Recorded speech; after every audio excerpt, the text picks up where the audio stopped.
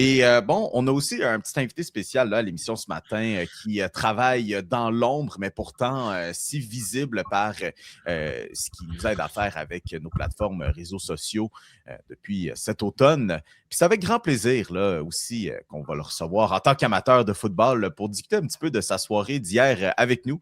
Puis c'est avec grand plaisir qu'on reçoit pour la toute première fois sur le programme de la Triple Menace Jay qui va venir jaser un petit peu de ça. Admin Jay! Ouais, Jay, comment ça va? Oh, Jay, il faut que tu allumes ton micro. Je pense qu'on a des problèmes de micro. Il est juste sans mots. Sorry, voilà. Comment est-ce qu'ils vont? Ben, ça va certainement bien. Toi, comment ça va? Parce que là, on va faire preuve de transparence. Tu as une petite affinité là, pour les Patriotes de la Nouvelle-Angleterre. Là. Légèrement, ouais. Honnêtement, ça va pas si mal ce matin. Je suis pas. Puis c'est même pas du déni, étonnamment. C'est vraiment. C'est de l'acceptation. Là. Je suis déjà rendu à cette phase-là du processus émotionnel. Là, mais honnêtement, je m'attendais un peu à ce match-là. Là. J'ai beau être optimiste, avoir eu une très belle saison. Je me mets pas la tête dans le sable non plus. Là. Je m'attendais à ce que c'était le scénario qui était très fort probable d'arriver. C'est arrivé. Mais écoute, je suis quand même fier de cette belle saison de football, honnêtement. Là. Ouais, puis. Je comprends, puis vas-y. Puis, dans le fond, tu le dis, Jay, tout le long de ces 2 semaines-là, on s'en doutait un petit peu peut-être que ça allait être une victoire de la part des Seahawks. Rendu là, c'était quoi ton inquiétude de gagner le Super Bowl ou de voir les Patriotes marquer des points rendus en deuxième demi, là? Honnêtement, j'y ai cru parce qu'en deuxième demi, il y a eu un rebondissement. Parce que ça n'aurait pas été la première fois là, cette saison que les Pats sont coup-ci, coup-ça en première demi, puis qu'ils nous sortent une petite tour de magie là, de vrai ball, mais que soudainement tout connecte, que McCollum, Henry et Diggs se mettent à attraper tous les ballons. Malheureusement, hier, c'est pas du tout ce qui est arrivé. Là. Je pense que Diggs a fini la game avec genre 5 verges, là, ce qui est vraiment triste. Une réception, 5 verges. Ouais, quand c'est McCollum, au final, qui a été le gros receveur de la deuxième demi, tu peux dire que c'est pas exactement le retour de mi-temps que tu espères. Un peu déçu qu'il n'y ait pas eu la petite magie. Là. L'équipe Cendrillon n'a pas réussi à marquer. Puis c'est drôle de dire que l'équipe Cendrillon, c'est les Pats dans cette histoire-là. Mais que non, un peu. Oui. Vas-y. Non, mais j'allais juste dire que c'est ça. Malheureusement, on n'aura pas eu la belle histoire, mais c'est ça. C'était prévisible. C'était 2 semaines d'appréhension au potentiel déboulage de ce que les Pats ont fait. Écoute, ton discours est un peu contrastant de ce qu'on voyait sur Internet. Moi, tout ce que je voyais, c'était à quel point les Pats vont faire taire les Raiders, que ça va être la consécration de MVP Drake May, que l'Empire du Mal est de retour. Mais écoute, c'était en moi quand même. Je l'espérais. Je l'ai vécu, ce sentiment-là. Après les performances contre c'était 3 des 5 meilleures défenses qu'ils ont affrontées. Moi aussi, je l'ai eu. Non, mais il n'y a rien qui peut les arrêter. Il est capable, mais malheureusement, sont monstrueux, les Seahawks. Ça n'a aucun sens comment ils me font peur, ces gars-là. C'est quelque chose. Puis écoute, moi, je veux qu'on parle un peu de Drake May vite. Drake May, quand même, je pense que je ne sais pas si c'est une stat que vous avez réalisé. Hier, au 4e quart, Drake May a battu un record de l'histoire du Super Bowl pour le plus de verges par la passe en un seul quart avec 235. Au 4e quart, cet homme faisait juste lancer le ballon profond. Puis ça fait en sorte qu'il s'est un peu ramassé à faire 235 verges dans ce qui est des stats de poubelle les plus impressionnantes. Ouais. Parce que quand tu regardes ça avec du recul, quelqu'un qui n'a pas regardé le match, tu regardes les stats de Drake May, tu fais comme, voyons donc, il en a joué une bonne, oui, 2 interceptions, mais quand même, 2 touchés, 295 verges total. C'est des belles stats. Le problème, c'est qu'il y a 235 verges au 4e quart, mais il y en a 295 dans toute la game. C'est peut-être juste ça un petit peu le problème, mais ça veut dire qu'il y en avait 60 au début. Puis je pense aussi qu'il y avait 0 interception aussi. Oui, c'est ça. Puis c'est là que je veux t'amener, Jay.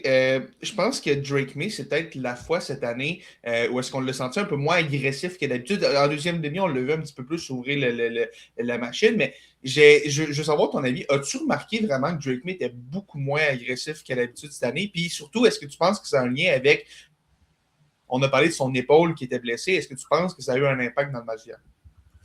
Probablement, parce que Écoute, je me suis surpris à crier à maintes reprises dans la première demi dans le salon. Qu'est-ce que tu fais? Là? J'attendais une petite magie. Je comprends. On dirait qu'ils n'essayaient rien, mais du moment que tu regardais ces gars, tout le monde était couvert. Tu sais, les Seahawks sont les meilleurs cornerbacks de la ligue, sont hallucinants. Ouais. Fait que oui, certainement. Il y a eu un plaqué aussi à un moment donné là, en première demi où Drake May comme drôlement tombé. Puis tu as vu que ça a joué là, l'épaule, le bras. Tu vois qu'il s'est tenu un peu après. Fait que c'est sûr qu'il ne devait pas être à 100%, mais comme pratiquement tous les gars à ce point-ci de la saison, là, entendons-nous. Ouais. Fait que c'est sûr que ça a joué. Écoute, je pense qu'il n'a pas été mauvais quand même. Là. On rappelle la défense des Seahawks, à quel point ils sont forts. Moi, j'ai pas été déçu de la performance de Drake May, mais c'est sûr que ça aurait été le fun de le voir peut-être essayer un peu plus, là, à la limite. Puis, surtout à un certain point, quand tu vois que l'offense ne fait rien, au pire, ça débloquerait une interception, mais essaie quelque chose. Ça, ouais, ça m'a un peu choqué par moment, mais écoute, j'ai mangé des ailes de poulet et ça a passé. Pas déçu de Drake May, mais qu'as-tu pensé par contre de Will Campbell? Et de la ligne offensive. Mais surtout Will Campbell, parce qu'à chaque fois, on rejouait les jeux, puis à chaque fois, tu voyais toujours que ça venait du côté gauche de Drake May où Will Campbell est stationné. Là. Écoute, j'ai écouté ça avec mon oncle, puis même lui qui suit le football, qui n'est pas un grand passionné, là, qui aime ça l'écouter durant la saison, là, pas juste au Super Bowl non plus, mais même lui, il regardait la game, puis il me disait, il était comme, le gars à gauche, qu'est-ce qu'il fait? Puis j'étais comme, il fait rien. Je sais pas qu'est-ce qu'il fait. Puis là, le jeu d'après, Drake May se faisait encore mettre méga pression, puis il était comme, c'est encore le même gars? Puis j'étais comme, oui, c'est juste lui à soir qui n'est pas capable de faire ses foutulottes. Fait que non, c'était épouvantable la performance de Campbell. C'est sûr que la pression du Super Bowl, il y avait beaucoup d'enjeux, là, mais non, c'était pas super le fun à voir. Drake May qui a été sack 6 fois par ailleurs. Jay, il reste plus longtemps avec toi, ça passe tellement vite, mais malgré tout, OK, es-tu confiant? Es-tu optimiste pour l'année prochaine quand même? Quand même, mine de rien, juste se rendre au Super Bowl avec un groupe aussi jeune, autant comme de travailler ensemble qu'en âge, je pense que de base, ça va quand même attirer foule et joueurs qui vont peut-être vouloir faire comme OK, il y a un bon, il y a une base, sans avoir un noyau solide. Je ne vais pas non plus dire que j'ai un noyau solide en Nouvelle-Angleterre. Je ne serai pas naïf non plus, mais il y a quand même une bonne base. Je pense que tout le monde, vous en avez parlé la semaine passée, tout le monde a vu la relation des gars avec Vrabel. Tout le monde voit un peu ce qui se passe en Nouvelle-Angleterre. Je pense que ça va donner envie à certains joueurs de considérer Nouvelle-Angleterre comme une destination de choix, ce qui n'était pas le cas l'année passée.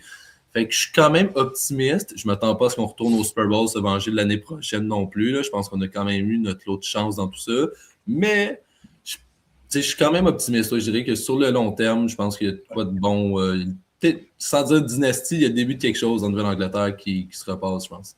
En tout cas, c'est sûr que potentiellement la deuxième ou troisième c'est-à-dire la plus difficile de la Ligue l'année prochaine. Ben, c'est ça. Ça va donner une bonne idée de ce qui s'en vient par après, là, les matchs de l'année prochaine. Mais non, je reste optimiste. Le lendemain du Super Bowl, je pense qu'il y a un peu de déni du gars qui va s'ennuyer du football les prochains mois. Il y a peut-être ça qui joue. Mais non, je reste optimiste quand même. All right. Jay, avant qu'on te laisse partir, là, on est ici, on a du fun. Soirée d'hier aussi, quand même, là. Ton appréciation du spectacle de Bad Bunny? Moi, j'ai tout aimé. Du début à la fin, j'ai trouvé que c'était un excellent show.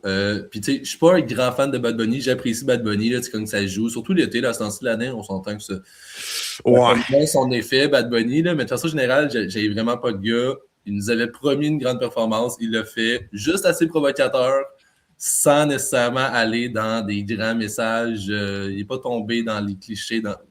Moi, j'ai tout aimé du début à la fin, personnellement. Le monde qui n'a pas aimé, ben, je sais pas, guys, c'est comme retourner écouter Metallica, genre, dans votre sol.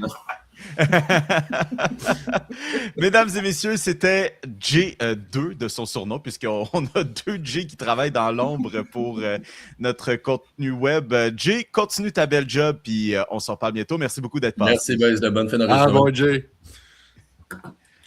All right. Messieurs, donc, comme on disait, effectivement, c'est un peu comme la consécration d'une saison quasiment, je ne veux pas dire pas une saison parfaite pour les Seahawks, loin de là, mais quand même une excellente saison. Mais là, vous allez voir cette statistique sortir partout, puis vous l'avez déjà sûrement vu. Et pour les gens qui ne l'ont pas vu, on va quand même la sortir. Mais cette attaque des Seahawks, c'est aucun revirement durant cette course-là en séries éliminatoires-là, où, encore une fois, les gars, c'était pas du football transcendant, mais c'était du football qui était efficace en tabarouette. Et je pense que du côté des Raiders, là, Mark Davis et compagnie, je pense qu'on se frotte un petit peu les mains à voir à quel point Clint Kubiak, ce qu'il a réussi à faire avec cette attaque-là, sans dire encore une fois que c'était une attaque qui n'avait pas les morceaux en place non plus, mais de la manière dont ça a été géré, les gars, c'était, on peut dire, ça a frôlé la perfection. Écoute, je vais vous dire une chose, OK? À y avoir pensé, j'aurais demandé à Admin Jay de voir qu'est-ce qu'il en pense un peu. Si, mettons, je vous pose la question, les boys. Vous êtes des fans des Pats hier soir, là. Vous, des convaincus, là. Vous avez vraiment un biais de partialité dans le match d'hier soir, vous prenez pour les Pats. Je vous dis que Sam Darnold a fini 19 en 38 pour 200 verges, un touché, puis que Jackson Smith-Njigba finit avec 4 réceptions pour 27 verges, puis aucun touché. Sur combien vous pensez que les Pats gagnent ce match-là? Juste avec ces deux stats-là. Oui, un 6, probablement un 6 ou un 7, parce que j'aime la défense des Seahawks, c'est tellement bonne qu'il y a quand même un monde. Puis je pense que c'est ce scénario-là qu'on a vu hier. On en parlait quand les Pats ont gagné contre les Texans. Si CJ Stroud avait juste géré le match au lieu d'essayer d'en faire trop, puis qu'il n'avait pas sorti son équipe du match, ben, les Texans auraient probablement gagné ce match-là. Hier, on a vu ce qui se serait passé dans un monde où CJ Stroud n'avait pas sorti son équipe. Les Texans auraient gagné ce match pour les mêmes. Sam Darnold, la performance de Sam Darnold hier, si CJ Stroud a exactement la même performance qu'il y a 3 semaines, les Pats se font sortir en ronde de division. Les Texans avancent au championnat de la AFC. Puis j'enlève rien aux Pats parce que les Pats ont quand même été gagnés ce match-là, puis on a forcé CJ Stroud à faire ces erreurs-là. Mais hier, on s'est vraiment frotté à une défense qui était tellement supérieure à la note en Nouvelle-Angleterre qu'on s'est retrouvé à... On n'avait pas de solution. Puis, c'est dommage parce que la défense des Pats mérite tellement d'amour pour cette performance-là. Là, on a quand même réussi à limiter les Seahawks à des placements pendant une bonne partie du match. Puis, je pense à Christian Gonzalez, j'en parlais tantôt vite. Là. Christian Gonzalez, hier, sérieusement, ça aurait été... Je sais que les Pats... Il a trouvé 14 points à lui tout seul, là. Man, c'est fou de dire ça dans un match parce que les Pats se sont fait traverser, là, mais je pense que Christian Gonzalez aurait pu mériter le MVP de ce match-là, même dans une course perdante. C'est à quel point il a été bon dans ce match-là. C'est plate pour cette défense-là. Je pense qu'hier, l'attaque des Pats a enfin trouvé sa limite. Puis je pense que Drake May, peut-être que son épaule était plus endommagée qu'on le laissait sous-entendre. Mais c'est vraiment impressionnant cette performance. Moi, ce qui m'impressionne surtout... Moi, ce qui m'impressionne surtout de Seattle, c'est tu regardais un peu sur papier avant le match, puis tu aurais pu identifier peut-être le seul groupe d'opposition que tu aurais pu vraiment donner un bon avantage aux Pats, puis c'est les running backs. Avec Trevion Anderson, Ramondre Stevenson, puis tout ça. Kenneth Walker, c'est le fun, mais tu n'avais pas Zach Charbonnet à côté de toi, fait que tu te ramassais peut-être un peu exposé. Et pourtant, Seattle, avec Clint Kubiak à sa tête, a réussi à faire un match parfait au sol, qui s'est concrétisé avec Kenneth Walker qui fait 27 courses pour 135 verges et aucun touché. C'est ça qui est drôle en plus, c'est que non seulement c'est pas un carrière qui gagne le titre de MVP, mais le gars qui a gagné le MVP n'a fait aucun touché dans la rencontre. Mm-hmm. Puis ça faisait 30 ans qu'un porteur de ballon ne l'avait pas été. Tu sais, le dernier qui avait fait, c'était Terrell Davis qui avait gagné lui-même le Super Bowl pour Denver. Puis là, on se ramasse avec un porteur de ballon qui a une bonne... Puis honnêtement, c'était le choix logique. Tu sais, c'était lui ou Jason Myers, ou à la limite Michael Dixon qui bottait des dégagements qui étaient vraiment exceptionnels. Là. Ben, évidemment, ça allait pas être un botteur qui allait gagner ça. Fait Kenneth Walker était le choix logique, mais ça reste quand même un peu drôle que le gars qui a été nommé MVP est un porteur de ballon, une position qui historiquement ne gagne jamais ce trophée-là. Ça fait 28 ans la dernière fois, et c'est un gars qui n'a pas marqué un touché hier. C'est quand même quelque chose. Fait que, ça se dit donc quand même sur à quel point il y a eu un bon match. Il aurait pu quand même avoir le petit toucher, mais bon, il y a qui sait là avec cette pénalité qui a été appelée. Puis en plus, d'ailleurs, là, on n'a pas mentionné ça, mais aussi 2 équipes qui étaient extrêmement disciplinées pendant tout le long de la rencontre. On a presque passé la première demi au grand complet sans une pénalité. Je pense qu'on a eu une pénalité après une demi là, qui s'est donnée dans les derniers moments du deuxième quart. Mais bon, les boys. Quel match quand même de la part de Kenneth Walker et compagnie. Mais là, où est-ce que je m'en allais avec ça? J'ai complètement oublié ma pensée. C'est ça, je voulais revenir sur Kenneth Walker.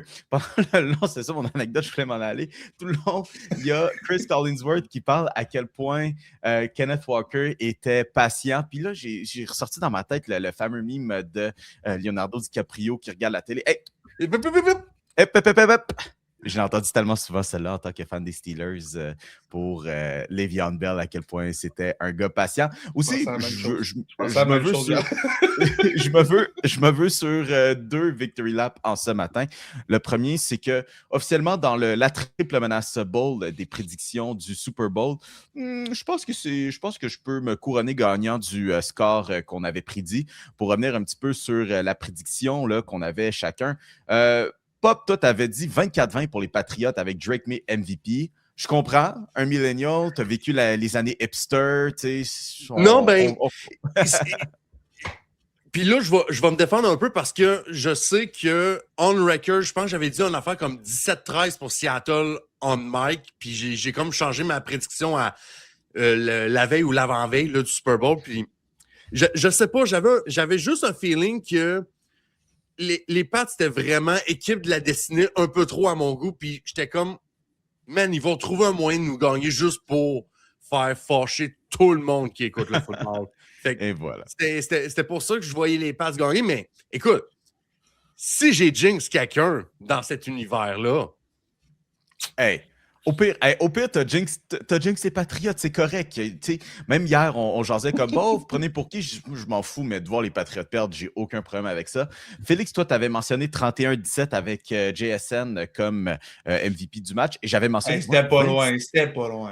Ouais, Jason, c'était pas loin ou le score, c'était pas loin? Ouais, non, Jason, c'était une grave erreur. Mais le pointage, c'était pas loin. Et ouais, j'étais à 27-17, mais avec le carrière parce que c'est une ligue de carrière MVP.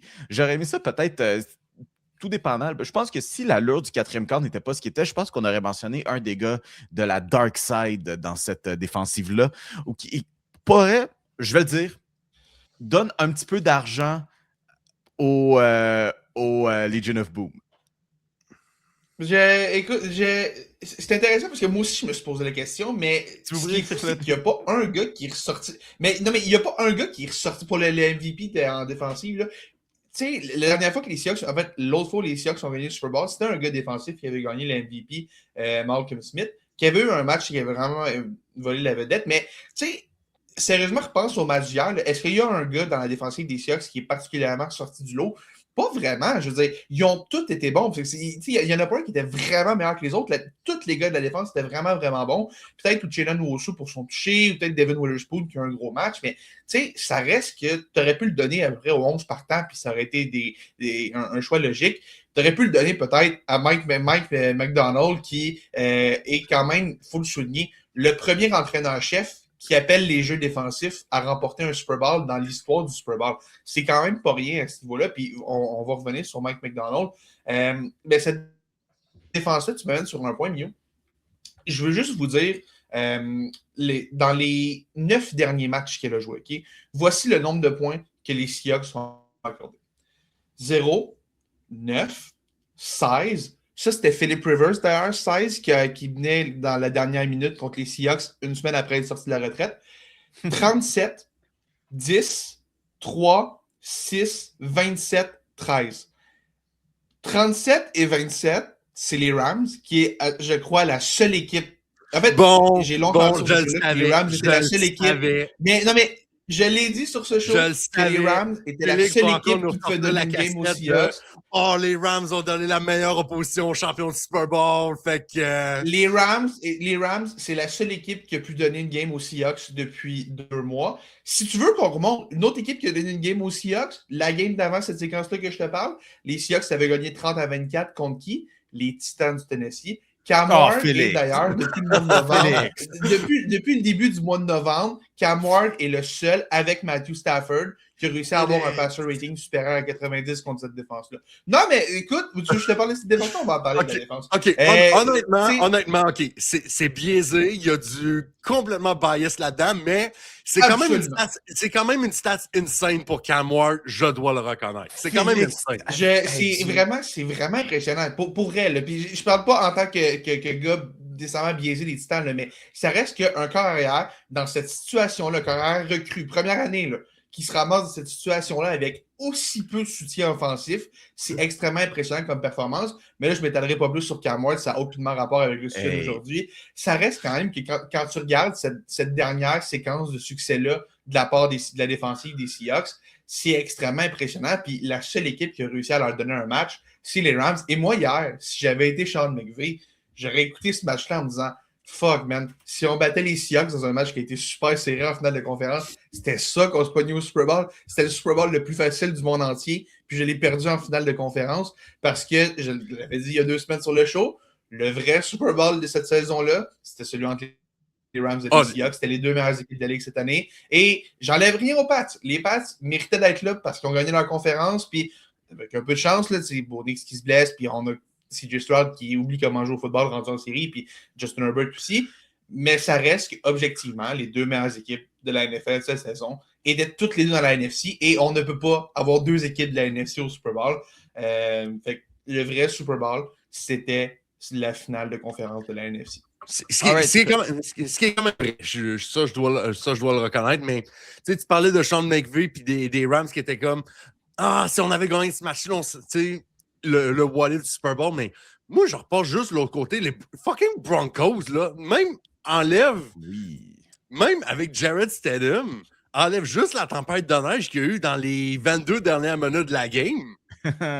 Denver passait les Pats, je dirais pas aisément, là, je pense qu'on va se calmer un peu, là, mais les Broncos auraient été au Super Bowl, mais en même temps, Dieu merci, parce que si on avait eu droit à Jared Stidham contre les Seahawks hier soir, on aurait revécu le même Super Bowl de 2013. Puis même, je pense que ça aurait été même encore pire que le 43-8 qu'il y a à peu près 12-13 ans. Là. Je pense que ça aurait été pire. All right, boys, dernier point. Félix, tu as mentionné son nom. Mike McDonald, là, qui a eu son gros match hier. On parle là, quand même, je pense, c'est le premier entraîneur-chef là, qui appelle en plus les jeux défensifs à remporter le Super Bowl. Et puis là, on voit déjà un peu les effets de ça. On a parlé de Clint Kubiak qui a son poste là, d'assuré avec les Raiders. Sommes-nous à l'aube du prochain arbre généalogique d'entraîneur-chef de la NFL? Écoute, Kubiak, tu peux probablement plus le ramener à l'arbre de Kyle Shanahan, puis qui commence à quand même à prendre de l'ampleur de plus en plus là, avec les Lafleur qui en ont découlé, puis là on a maintenant on a Clint Kubiak. Oubliez pas qu'il y en a un autre qui s'en vient, il y a Clay Kubiak qui est le petit frère de Clint, qui est le coordinateur offensif des 49ers. N'appelle pas les jeux à San Francisco, c'est Kyle Shanahan qui fait ça, et on veut vraiment le garder à San Francisco, mais éventuellement, attendez-vous à ce que son nom circule pour un poste d'entraîneur-chef. Ça va être tranquillement pas vite, ça va commencer, ce gars-là va avoir une chance, puis Clint, j'ai vraiment hâte de voir Clint Kubiak, comment on va gérer ça, parce que tu sais, quand tu regardes son résumé des dernières années, cette saison, je pense pas que j'ai besoin de m'étaler plus de ce qu'il a fait avec Sam Darnold, cette attaque-là, qui, sur papier, n'est pas la plus talentueuse, mais il a réussi à sortir le meilleur de tous les gars, puis ça a vraiment donné un résultat assez impressionnant. L'année dernière, il ne faut pas oublier, Clint Kubiak était le coordinateur offensif des Saints de la Nouvelle-Orléans. Et les Saints de la Nouvelle-Orléans, si vous n'avez pas un excellent souvenir de la saison 2024, c'est normal, parce que de manière générale, c'était pas glorieux. Mais il en demeure pas moins que Clint Kubiak, avec les Saints, pendant les 2-3 premières semaines de l'année en 2024, là, on se demandait si c'était pas rendu la meilleure équipe, la meilleure attaque de toute la NFL. On marquait 40 points par semaine avec Derek Carr puis Chris Olave, puis Rashid Shaheed, qui était devenu un dieu à ce moment-là. Là, après ça, les blessures sont arrivées, puis les Saints n'avaient pas une tonne de profondeur. Fait que la chaîne a comme rapidement débarqué, mais n'oublie pas que quand tout le monde était en santé dans cette attaque-là, ça avait l'air de la meilleure attaque de la NFL. Fait que, tu sais, ça fait quand même 2-3 ans là, que Clint Kubiak commence à avoir cette réputation-là d'entraîneur offensif extrêmement talentueux. Là, va avoir son nouveau jouet qui, à moins d'un sacré retournement de situation, sera Fernando Mendoza, le premier choix du prochain repêchage. Fait que ça va être intéressant. Il y a des armes aussi là-bas. Ils vont racheter une Genty, Brock Bowers. Je pourrais dire que l'offensive des Raiders est plus talentueuse que celle des Seahawks pour le simple fait que la ligne offensive des Raiders est un sacré bordel comme j'en ai rarement vu un dans ma vie. Puis je suis un fan des Titans. Fait que j'ai hâte de voir comment on va réussir à gérer tout ça, mais Clint Kubiak va avoir des armes pour s'amuser avec Mendoza, avec Genty, avec Brock Bowers. J'ai vraiment hâte de voir comment il va sortir le meilleur de tous ces gars-là. Mais puis aussi, autre chose qui est cool, une petite parenthèse par rapport à Kubiak, là, je trouve ça cool quand même que les Seahawks aient quand même pas eu une si mauvaise performance offensive que ça, parce que si ça avait été le cas et on avait perdu le Super Bowl, on serait encore reparti dans un débat complètement légitime de ça n'a pas de bon sens que les coordonnateurs des équipes du Super Bowl passent la semaine avant à faire des entrevues, puis c'est la game la plus importante de l'année, puis ils sont là en train de jaser puis de prendre des jobs de coach en chef ailleurs. L'an passé, Kellen Moore l'avait fait, coordonnateur offensif des Eagles avec la job des Saints. Avait gagné le Super Bowl, on n'en avait pas parlé. Cette année non plus. Clint Kubiak a gagné le Super Bowl. Donc, on n'en parle pas. Mais éventuellement, ça va revenir. D'ici 2-3 ans, là, ça va revenir. Un coordonnateur qui va se faire prendre d'une équipe qui va perdre le Super Bowl, puis là, ça va partir. Moi, ce que j'aimerais voir pour les prochaines années, est-ce que peut-être Mike McDonald va peut-être lancer, je dis pas une révolution, là, mais va peut-être lancer une petite mode de justement ces entraîneurs-là qui appellent les jeux défensifs un peu, parce que dans une ère où la NFL, se rajeunit sur les lignes de côté et qu'on dirait que tout le monde cherche le boy genius offensif, les Killing Kingsbury, les Sean McVay de ce monde un peu.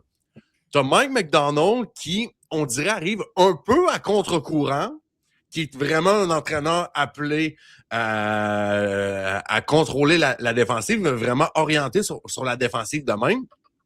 Tu sais, je pense à une équipe comme Jacksonville avec Liam Cohen, c'est un peu la même chose là-bas aussi. Donc, je suis en train de me voir si peut-être dans les futurs processus d'embauche, quand on va peut-être regarder l'année prochaine ou peut-être durant la saison, voir un peu s'il y a des entraîneurs un peu comme ça qui vont comme arriver comme dans une nouvelle mode de on a comme un defensive boy genius qu'on pourrait amener à appeler les jeux sur les lignes de côté, puis on se dit, hey, ça marchait à Seattle, pourquoi pas, ça pourrait pas marcher nous autres de ce côté-là. Donc, essayons. Essayons. OK, fantastique. Avant qu'on passe à autre chose, Félix, dernier mot, parce que je sais que c'est un joueur que tu affectionnes particulièrement. Puis deux, en fait, des belles histoires de ce Super Bowl. Cooper Kupp et, bon, après ça, on va revenir sur l'autre joueur, mais vous en doutez probablement. Mais Cooper Kupp, là, qui signe un deuxième Super Bowl, cette fois-ci, là, avec son équipe native, dans le fond. L'équipe on sait que c'est un gars de l'État de Washington et Cooper Kupp qui gagne un Super Bowl hier. Et écoute, moi j'ai trouvé ça vraiment cool parce que je sais pas si vous avez suivi ça, on n'en avait pas vraiment parlé sur le show. Mais au lendemain de la victoire des Seahawks contre les Rams en finale de conférence, on avait appris un peu, il y avait un texte qui était sorti sur The Athletic, le nom de l'auteur m'échappe, mais j'ai Nate Silver en tête, je ne sais pas si c'est Nate Silver. Bref, c'est sur The Athletic que le texte avait été publié. Et c'est là qu'on apprenait que la fin de l'union entre Cooper Kupp et les Rams avait été un peu houleuse. On parlait surtout à ce moment-là du fait que les Rams ont soudainement effacé Cooper Kupp du playbook. Ce qui était quand même vrai quand tu regardais les matchs. Là, il était encore là, mais son rôle est devenu effacé du jour au lendemain. Et ce qui avait vraiment fait jaser, c'était plus le bout où on racontait que au terme de la saison, quand on avait annoncé que Cooper Kupp ne serait pas de retour avec les Rams auraient appelé les autres équipes de la NFL pour leur dire de ne pas signer Cooper Kupp parce que ça n'en valait pas la peine, le gars était fini et tout. Les Seahawks, visiblement, ont décidé de ne pas écouter, puis on a décidé d'amener Cooper Kupp, qui, en réalité, n'a pas eu une si grande saison que ça. C'était une saison plutôt ordinaire selon ses standards, mais ça reste quand même que Cooper Kupp a été celui qui a mentoré Jackson Smith et Jigba après avoir mentoré Puka au cours des dernières années. JSN se met à exploser l'année où est-ce que Cooper Kupp arrive. Je pense pas que c'est purement un hasard. Et là, hier, quand JSN s'est blessé, qu'il y avait une commotion cérébrale qui a quitté le match pendant le troisième quart, qui a été l'homme de confiance de Sam Darnold?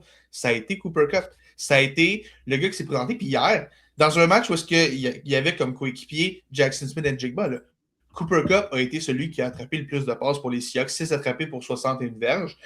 Sur 12, il a été ciblé 12 fois. C'est toutes des sommets chez les Seahawks. Ce gars-là est une histoire vraiment, vraiment cool. Mine de rien, 2 Super Bowls. Il avait été MVP la première fois. Le titre de joueur offensif de l'année en 2021.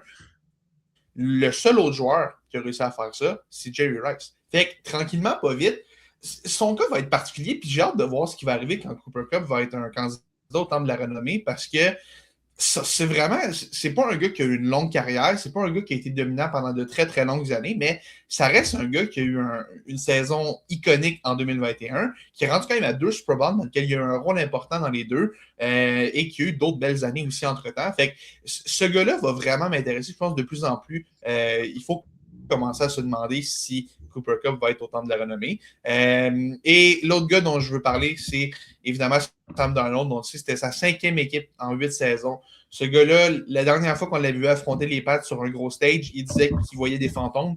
Et après plusieurs séjours où est-ce qu'il peut reconstruire sa confiance, Sam Darnold a gagné 14 matchs l'an passé. Il en a gagné 17 cette saison. C'est quand même 31 victoires en 2 saisons pour un gars que tout le monde trouve un malin plaisir à diminuer ce qu'il fait, mais c'est une super belle histoire de résilience, Sam Darnold. Puis vraiment, il est dans des bonnes situations. Puis est-ce que c'est à lui seul qui t'est ramassé 31 victoires-là? Non, évidemment.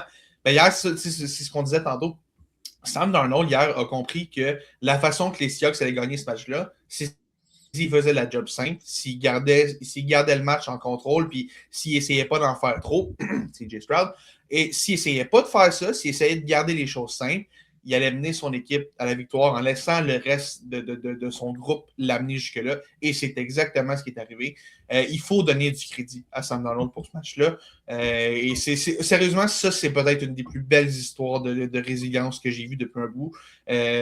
Puis si tu m'avais dit après 5 ans que Sam Darnold allait gagner un Super Bowl en tant que carrière à partage, je pense que je t'aurais jamais cru. Je pense que c'est en disant sur à quel point le gars a travaillé fort pour se rendre là, puis ça mérite d'être suivi.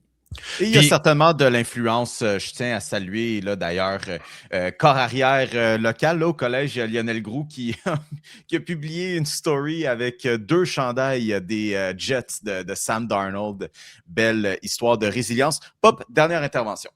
Ben, juste sur la performance de Sam Darnold en tant que tel, oui, on peut peut-être sortir la critique de on a laissé des points sur le tableau, on n'a pas été capable de cloche d'aller chercher un toucher plus tôt dans la rencontre, mais je me dis en même temps, les Pats qui faisaient tellement rien en attaque eux autres mêmes, Seattle a été capable, avec Sam Darnold en tête, de juste aller chercher les premiers essais. On n'a pas gagné sur des jeux explosifs où on donnait un uppercut à l'adversaire. Des petits jabs ici et là, on joue la longue game, on va chercher un petit 3 points ici, un 3 points là, puis à la minute que c'est venu 9-0, que c'est devenu 2 possessions d'écart, je sentais déjà le momentum des Patriotes commencer déjà à dégonfler un peu. Dès que c'est devenu 2 possessions d'écart, là, je pense que c'est là qu'on est en train, pas en mode panique, mais je dirais peut-être plus en mode urgence un peu. Là, on se devait faire de faire quelques jeux rapidement puis d'aller chercher des bonnes séquences en attaque. Puis finalement, c'est peut-être ça un peu puis qui a fait cette différence-là. Il faut quand même se rappeler une chose. Drake May, c'est sa 2e année dans la NFL. Je comprends que sa ligne offensive a été complètement affreuse, puis pas juste dans ce match-là, dans tout ce parcours-là jusqu'au Super Bowl. Mais je pense que hier soir, on a vu un gars de 2e année avoir les limites d'un gars de 2e année, aussi bon soit-il pour les années futures, mais je pense qu'il y a une notion d'inexpérience qui a fait peut-être en sorte que le match, on l'a échappé du côté des Pats.